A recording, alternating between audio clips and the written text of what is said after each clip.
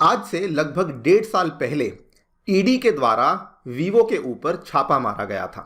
इस छापे में ईडी ने कहा था कि बहुत सारी शेल कंपनीज हैं जो कि वीवो के द्वारा भारत में रन करी जा रही हैं और ये जो शेल कंपनीज हैं ये मनी लॉन्ड्रिंग का अपराध भी कर रही हैं। ये कहानी जुलाई 2022 की है और उसी महीने कुछ ही दिनों के गैप के बाद एक और चाइनीज कंपनी जिसका नाम है ओप्पो, उसके ऊपर भी एक छापा मारा गया था जो कि डिपार्टमेंट ऑफ रेवेन्यू इंटेलिजेंस की मदद से इस छापे को यहां पर कंक्लूड किया गया था, जिसमें कि अगेन लगभग 4400 करोड़ का कुछ कस्टम ड्यूटी का इवेजन का आरोप लगाया गया था।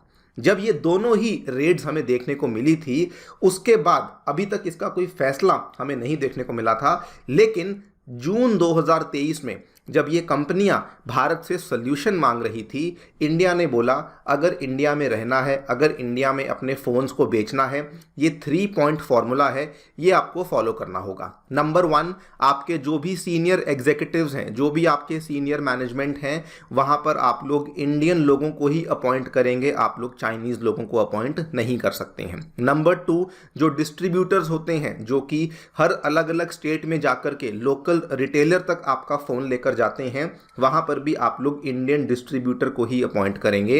एंड नंबर 3, आप लोगों को मैन्युफैक्चरिंग तो इंडिया में करनी ही है, लेकिन मैन्युफैक्चरिंग के लिए जो कंटेंट है, जो मैन्युफैक्चरिंग के लिए रॉ मटेरियल है, वो भी आपको लोकल कॉन्ट्रैक्ट मैन्युफैक्चरर्स की मदद से ही करना होगा। जो यहाँ पे कंपनियां थी, कई सारी कंपनियां ऑलरेडी इस पॉइंट नंबर 3 को फॉलो करना शुरू कर चुकी हैं और अब जाकर के जो पॉइंट नंबर 2 है कि इंडियन डिस्ट्रीब्यूटर्स को अपॉइंट करना होगा, ये वाली चीज को लेकर भी कंपनियों ने अब कंप्लाई करना शुरू कर दिया है। आप लोग यहाँ पे देख पाएंगे, खबर कल ही सामने आई है। चाइना की जानी मानी mobile manufacturing companies Vivo and Oppo ने जो चाइनीज एजेंट्स हैं उनको वापस घर भेज दिया है और इंडियन एजेंट्स को उनकी जगह अपॉइंट करना शुरू कर दिया है। अब केवल जो ये पहले वाला पॉइंट है ये वाला बच गया है, लेकिन ये जो 2 बड़ी चीज़ें हैं ये अब भारत के हक में होना शुरू हो चुकी हैं। बात करेंगे इस पूरी डेवलपमेंट के बारे में, बात करेंगे कि एग्जैक्टली वीवो और ओप्पो के द्वारा जो इतना बड़ा कदम है क्यों लिया गया है, क्या क्या कारण है इसके पीछे, और इंडिया की यहाँ पे जो स्ट्रैटेजी है, लॉन्ग टर्म स्ट्रैटेजी है, वो क्या है, उसको भी समझने का प्रयास किया जाएगा। आइए शुरू करते हैं दोस्तों मेरे साथ। मेरा नाम है अनिरुद्ध। यदि आप लोग हमें फॉलो करना चाहते हैं, हमारे लेक्चर्स के अपडेट्स को प्राप्त करना चाहते हैं, तो यहाँ पर दिए गए टेलीग्राम चैनल्स के माध्यम से ऐसा कर सकते हैं। आगे बढ़ने से पहले आप सभी को बताना चाहूँगा कि अब अनअकैडमी ऑनलाइन के साथ साथ ऑफलाइन में भी अपने सेंटर्स को लेकर आ चुकी है और ये सेंटर्स नई दिल्ली के करोल बाग में, नई दिल्ली के ही मुखर्जी नगर में और साथ में उत्तर प्रदेश के प्रयागराज में भी आ चुके हैं। प्रयागराज में ये सेंटर सिविल लाइंस में देखने को मिलता है। करोल बाग में आपके लिए हम लोग इंग्लिश मीडियम में कोर्सेज लेकर आए हैं, मुखर्जी नगर में दोस्तों हिंदी मीडियम में, और प्रयागराज में हिंदी और इंग्लिश दोनों ही मीडियम्स में कोर्सेज को अवेलेबल करवाया गया है। इतना ही नहीं, यूपी पीसीएस के बच्चों के लिए भी वहाँ पे डेडिकेटेड बैचेस को अवेलेबल करवाया गया है। अगर आप लोग इसमें एनरोल करना चाहते हैं, इंटरेस्टेड हैं, तो नीचे आपको एक छोटा सा बिटली लिंक दिया हुआ है, उसके माध्यम से आपको जाकर के अपनी क्वेरी को भरना है, मेरा नाम चूज़ करना है और आप लोग इस कोर्स में एनरोल कर सकते हैं। कोई भी आपकी क्वेरी होगी तो हमारी टीम आपको रीच आउट करेगी और आपकी क्वेरीज को भी सॉल्व करवा दिया जाएगा। ऑल राइट, तो खबर में हमें यह देखने को मिला है कि जो बड़े बड़े जाने माने स्मार्टफोन ब्रांड्स हैं वीवो एंड ओप्पो, उनके द्वारा अब इंडियन डिस्ट्रीब्यूटर्स को भारत के हर एक राज्य में अपॉइंट करना शुरू कर दिया गया है। अल्टीमेटली एम वही है कि जो डिस्ट्रीब्यूशन का भी स्ट्रक्चर है उसको अब भारत में लोकलाइज किया जाएगा, मतलब कि उसमें भी हम लोग चाइनीज डिस्ट्रीब्यूटर्स या एजेंट्स के ऊपर निर्भरता नहीं रखना चाहते हैं।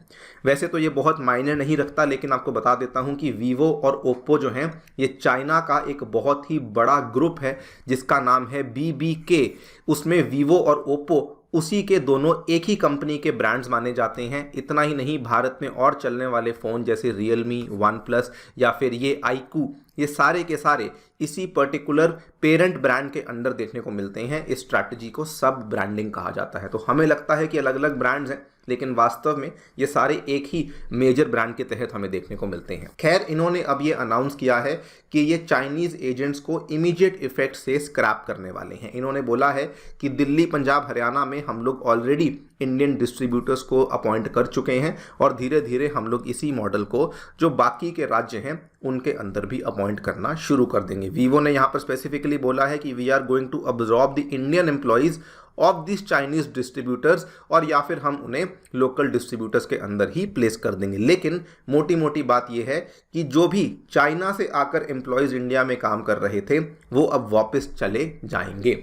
नाउ सवाल ये आता है कि सडनली वीवो और ओप्पो सडनली कंप्लाई कैसे कर रहे हैं। पहले तो मैंने आपको बताया कि जो ईडी की रेड्स थी उसका एक बहुत बड़ा कारण था कि ये कंपनियां डरी हुई थी, बिकॉज इनके काफ़ी मोटे फंड्स थे जिनको कि भारत सरकार के द्वारा ब्लॉक किया हुआ था। सेकेंडली, न्यू दिल्ली ने एक बात कही थी। उन्होंने कहा, आप हमें एक बात बताइए कि चाइना में अगर कोई बाहर की कंपनी आकर के ऑपरेट करती है, चाइना पहली शर्त यह लगाती है कि उसका जो भी एग्जीक्यूटिव हेड होगा, जो भी उसका सीईओ होगा, वो चाइनीज़ ही इंसान होना चाहिए।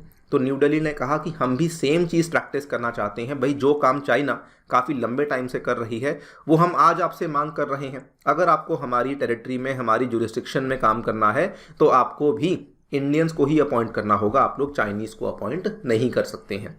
नंबर 3, हुआ क्या, जब से कोविड-19 आया था और जब से गलवान वैली की हमें भिड़ंत देखने को मिली थी, बहुत सारे चाइनीज़ वर्कर्स का वीज़ा इंडिया देने को ही तैयार नहीं था। बहुत सारे लोगों का वीज़ा इंडिया कैंसिल कर रहा था और उसके बाद से पिछले 3 सालों से ज़्यादा चाइनीज़ वर्कर्स इंडिया में प्रवेश भी नहीं कर पाए हैं। तो ये भी एक कारण था कि अब चाइनीज़ कंपनीज़ को लगा कि वैसे भी देखो पॉसिबल तो है नहीं, तो इसीलिए हम लोग अब इंडियन गवर्नमेंट की जो रेगुलेशन है उसको मानना शुरू कर देते हैं।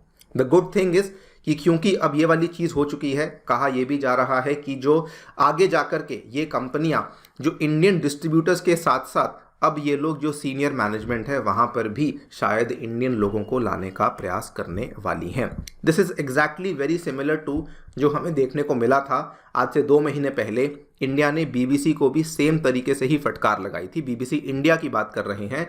उन्होंने कहा था कि इसमें यूके की जो हिस्सेदारी है वो कम करनी होगी। इंडिया के जो एफडीआई रूल्स हैं मीडिया के, वो आपको फॉलो करने होंगे। 26% से ज़्यादा आप लोग यहाँ पे हिस्सेदारी नहीं रख सकते हैं। जस्ट एग्जैक्टली वही गेम यहाँ पर भी प्ले आउट कर रही है। नाउ अगर हम लोग बात करें कि क्या जो दूसरी कंपनीज़ हैं क्या वो ऑलरेडी ये कर रही हैं, तो रियलमी और शाओमी ये ऑलरेडी दोस्तों इंडियन डिस्ट्रीब्यूटर्स का इस्तेमाल कर रही हैं शुरू से। अब लेकिन वीवो और ओप्पो जो दूसरे 2 बड़े ब्रांड्स थे उन्होंने भी ये करना शुरू कर दिया है। अच्छा, अगर लोकल कॉन्ट्रैक्ट मैन्युफैक्चरिंग की बात करें तो शाओमी हुआ, ओप्पो, वीवो, रियलमी, इन सभी ने इस प्रोसेस की शुरुआत कर दी है, जैसा कि मैंने आपको वीडियो की शुरुआत में ही बताया। और इसमें आपने सुना होगा भारत की जानी मानी कंपनी है डिक्सॉन टेक्नोलॉजीज, कार्बन ग्रुप, इसके तो एक समय पे फ़ोन भी आया करते थे, शायद अभी भी आते हैं। तो इनके साथ मिलकर के ये लोग लोकल कॉन्ट्रैक्ट मैन्युफैक्चरिंग को भी अब भारत में शुरू कर चुके हैं। मतलब कि अब जो चीज़ें हैं वो केवल भारत में असेंबल नहीं होती, मैन्युफैक्चरिंग भी उसकी इंडिया में हो रही है काफ़ी चीज़ों की, और अल्टीमेटली उसकी जो रोलिंग आउट है वो इंडिया में ही करी जा रही है। देखिए, इंडिया की जो डिमांड्स हैं वो बिल्कुल फेयर हैं, क्योंकि अगर आप देखेंगे ये जो इतने सारे ब्रांड्स हैं, मैंने आपको बताया ये बीबीके ग्रुप है, ये सारे के सारे ब्रांड्स को ओन करता है। You will be surprise to know पिछले वित्तीय वर्ष में 2022-23 का जो वित्तीय वर्ष गया है, इसमें दोस्तों इनका कंबाइंड रेवेन्यू ऑलमोस्ट 82,000 करोड़ था। और ये लेटेस्ट रेगुलेटरी फाइलिंग है जो कि रजिस्ट्रार ऑफ कंपनीज के अंदर दर्ज करी गई है। आप अंदाज़ा लगाइए कि इतना भारी रेवेन्यू ये लोग यहाँ पे इंडिया में जनरेट कर रहे हैं, but the people who are calling the shots are basically Chinese. ये कैसे फेयर है कि आप इंडियन मार्केट को एक्सेस करते हुए, इंडियंस को अपना सामान बेचते हुए इतना भारी रेवेन्यू उठा रहे हैं, लेकिन अल्टीमेटली डिसीजन मेकिंग इस चीज़ की चाइनीज़ लोगों के पास है। इसीलिए इंडिया की डिमांड बिल्कुल फेयर है। अब इंडिया सैमसंग और एप्पल को सपोर्ट क्यों कर रहा है? क्योंकि अल्टीमेटली एप्पल के केस में भी यही हुआ है कि वो लोग मैन्युफैक्चरिंग इंडिया में कर रहे हैं और भारी रूप से इन्वेस्टमेंट कर रहे हैं। तो ऐसे ही नहीं इंडिया उनको इतना सपोर्ट कर रहा है, और ऐसे ही नहीं एप्पल की जो एक्सपोर्ट्स हैं इंडिया से वो काफ़ी बढ़ रहे हैं। सैमसंग का भी देख लीजिए, वर्ल्ड की लार्जेस्ट मोबाइल फैक्ट्री उन्होंने नोएडा में ओपन करी, और रिसेंटली जो लोग नहीं जानते सैमसंग भी लैपटॉप्स बनाने लग चुका है काफ़ी अग्रेसिवली, और अब उन्होंने ये तक भी अनाउंस कर दिया है कि they are now going to start making laptops in India this year as well.